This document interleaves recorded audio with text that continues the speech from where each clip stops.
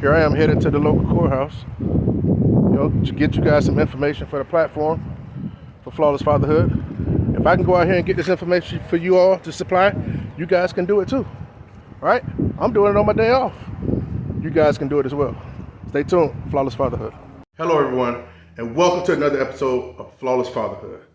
As you can see from the previous clip, yesterday I was out at my local courthouse gathering you guys up some information that I'll be sharing with you here in the near future.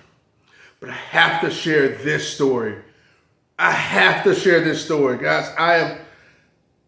You wouldn't believe, you know how sometimes when life's just like you're in the right place at the right time and it feels right? I was out gathering information. I was on the first floor, the second floor of the local courthouse here in my town. And I was actually filling out some paperwork on the side and actually making some notes. A young gentleman comes in, well, not you, middle-aged gentleman, probably about my age, maybe a little bit younger than me. He's probably about 40. He came in and he went to the front counter and said, "Excuse me, ma'am, what can I do where can I start, where can I submit this paperwork for me, for my children, in which to me and my ex agreed to a shared parenting program, in which I have some paperwork here that I need to submit, and some child support payments is paperwork as well for it to be stopped. But I have all my documents here." The lady looked them over. She started intaking the forms and everything, made him swear in. Maybe he had a little payment of like $11 or something along the lines. His paperwork got to going. So I could have left because my business was done there. But I waited. I waited until she had to go make copies for him. And I told him, I was like, "Hey man, congratulations." And you could tell the feeling, the feeling of exuberance that he felt. Went out, reached out, we shook hands, and I told him my situation as far as me being able to raise up my sons post-divorce as a primary residential. He told me from his perspective that he's like, "Yeah, man, it took a while. It took a while." And I want you guys to hear this. This is why I wanted to share this story. He's like, "It took a while, but, we finally got there. She finally gave in, and she gave me the kids, and, because, obviously it seemed like she must have had enough, or she couldn't do, she couldn't take it. So then she has 3 kids, and 2 of them were boys and 1 was a girl. And she was actually giving him the kids for the majority of the time, and she was going to have visitation. For whatever their reason is, I don't know what the split was, if it was 60-40 or if it was 90-10, I don't know. But the fact of the matter is that he was in position after going at it for a while. He never had an attorney, but he just kept pressing the issue, but he got the job done. And me and him talked in fellowship for, I don't know, probably 15 minutes, and even, walked out the building together. It was a very close moment. I exchanged information. I told him about the platform, of course, and my purpose as a father's right advocate. But it was just like, I need to share this story with the community so you guys can know that, look, it's not necessary you have an attorney.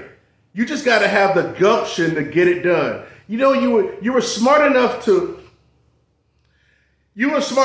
get in her underwear, right? But you're smart enough to finesse her down, but you're not smart enough to finesse your children, not want to say away from her, but an adequate time to where you can be in their lives at least an equal amount of time. You have it in you. Pull out those same finessing and those slick moving chops to do what's right by your children. I just wanted to let you know that I had ran into someone that actually did it and did it on their own without an attorney. If he did it, you can do it. That gentleman was still in his uniform, still in his work uniform, and I addressed that too. And I told him, I don't personally know him, but I was super, super proud of him. They just say his name is D. You know what I'm saying, or whatever, because the name starts with a D, but that's as far as I'll go with it. But I'm going to tell you something. I am super proud of that man, and hopefully one day he come on the platform and actually make a testimonial. But I'm sure he's still got, some things to do and to get his filings and stuff done and get everything solidified. But I want to let you guys know it is possible. But if there's hope, You fight for it, you finesse in there, you break it open. And you make a cake. Let me tell you something. I'm gonna give you a little sweet little nugget here. A little nugget. These women, these mothers, as much as they want the kid or may won't support or whatever the case, I don't know. They also want their freedom. They want their freedom too. Just like men, how we're so accustomed as a men, as a culture, how we just, we were taught to let mom keep the kids and we walk away. We're walking away because, we'd rather just see them when we see them and this and that, or give them some money, but I can have my freedom to chase the bag or, to chase these chicks or have my freedom. The women are the same way. They want their freedom as well. I don't know what their situation is and how he got the kids, got her to agree with it, but he did. And guys, you need to do the same thing. You need to get your rights legally on paper. That's the first thing. I know you might feel like, it's going to cost too much money. That is not the case. We'll get into that. And there are parameters there around that. So just listen, don't let nothing hold you back. Don't let anything hold you back. Listen, guys, I believe in you. This is my mission, and this doesn't feel like work to me. I dedicated at least half my day around the courthouse and doing something. Oh, and by the way, check this out. I went in right after I did that video, when I was walking up to the courthouse, how about I locked my keys in my car? Yeah, I locked my keys in the car. So I had to wait for like 40 minutes for someone to come out. So guess what? That was minus $120 out of my freaking check, out of my day. But guess what? Thank goodness I can be able to afford it. But I'm out there to serve you guys a purpose. That purpose is so much more huge, so much more bigger than that $120. Hey guys, have faith. I can't wait. I can't wait till we start fellowshipping and live streams early next month. But listen, I wanted to share the story with you guys. You have it in you. So start thinking about parenting plans, thinking about timeshare, thinking about how you can get it done. Okay? Get her to agree with. Your rights need to be put on paper so the state can see you as the legal father if you haven't got that done already. It is imperative.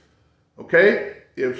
Listen, at the end of the day, we cannot be following the vision of a woman. We must be doing right by our kids at all times. All right? Man, I hope you enjoyed this video. I'm glad I had a chance to share that story with you guys. I'll see you on the next video.